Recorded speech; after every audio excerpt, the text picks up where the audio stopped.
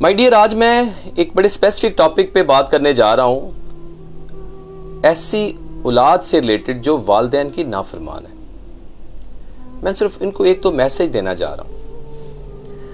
देखें, हज़रत मूसा अलैहिस्सलाम कलीम खुदा, कलीमुल्लाह, अल्लाह ताला से कलाम, कितना अजीम मकाम है जनाब मूसा अलैहिस्सलाम का।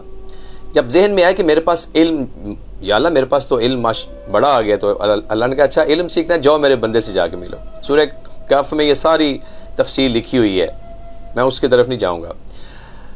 वो कहते हैं जो उस शख्स से मिले वो जनाब हज़रत खिज़र अलैहिस्सलाम थे। अल्लाह ताला ने उनको इल्म की कैसे चश्मे अनायत किए थे। बहरहाल इन शॉर्ट के जनाब मूसा अलैहिस्सलाम जब मिले तो हज़रत खिज़र ने कहा कि मेरे साथ चलना है तो सब्र का दामन नहीं छोड़ना, मेरे से बहस नहीं करनी।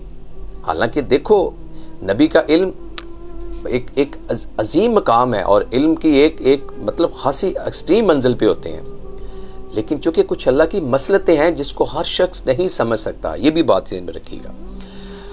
पहली दफा दरिया अबूर करना था, कश्ती पे बैठे, कश्ती जब दूसरे एंड पे गई, खिज़र अलैहिस्सलाम ने सुराख कर दिया।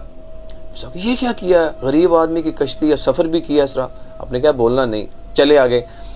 माय डियर, अगला जो वाकया मैं शेयर करने जा रहा हूं, एक जवान लड़के को वालिदैन का अकेला बेटा, उसको कत्ल कर दिया।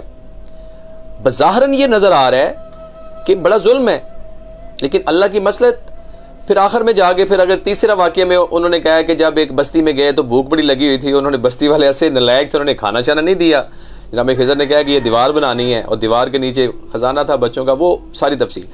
माय डियर, ये बात जो मैं इस वक्त शेयर करने जा रहा हूं, सूरह कहफ की, ये हज़रत मूसा अलैहिस्सलाम के सामने जब जनाब खिज़र ने उस बच्चे को कत्ल किया, जब तफसील बताई उसकी, उन्होंने कहा ये नाफरमान बड़ा हो के ये वालिदैन का नाफरमान बनेगा, अल्लाह इनके एवज इनको अच्छी औलाद इनायत करेगा। इसकी मसलतें अल्लाह की हैं, हम नहीं समझ सकते। फिर एक और जगह पे हज़रत नूह अलैहिस्सलाम के बेटे को भी अल्लाह ने कहा कि ए मेरे नबी, ये आपकी अहल में से नहीं है। हालांकि नौज़बिल्लाह वो हलाल ज़्यादा था, हराम ज़्यादा नहीं था, लेकिन चूंकि वो भी नाफरमान था वालिदैन का, स्पेशली वालिद का, किसी इन दोनों में से किसी का भी।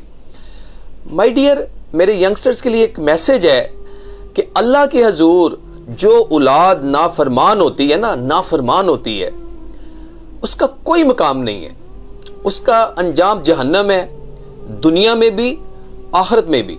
तो आज के दौर में मैं जो सुन रहा हूं, एक माँ अपने यतीम बच्चों को पाल रही है और बच्चे जब बड़े होते हैं और माँ से जायदाद हड़प करते हैं, माँ से जुल्म, माँ के साथ जुल्म करते हैं, उसको कहते हैं हमारी बीवी आपको रखना नहीं चाहती। नंबर ऑफ कुछ फैमिलीज हैं जो मुझे पता तो हमें होता है, लेकिन मैं यकीन करें ऐसे वाकया सुन के मेरे रोंगटे खड़े हो जाते हैं। मैं कहता हूँ यार, ये इंसानी शक्ल में ये इंसान है कि ये जानवर हैं। तो लिहाजा आज का ये मेरा मैसेज उन यंगस्टर्स के लिए, उन मेरे व्यूवर्स के लिए जो खुदा न खास्ता किसी वजह से वालिदैन के नाफरमान है, उनसे मेरी रिक्वेस्ट है, खुदारा माँ बाप से माफ़ी मांग लो। माँ से अगर बदतमीजी की है या माँ की नाफरमानी की है, माफ़ी मांग लो।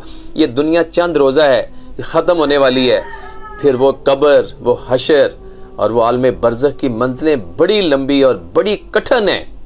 खुदारा आज का ये मैसेज मेरा याद रखिएगा, और मैं दुआ गो हूं कि तमाम औलाद अपने वालिदैन की फरमाबरदार निकले। उनके लिए दुनिया भी है, आखिरत भी है। अपना बहुत ख्याल रखिएगा।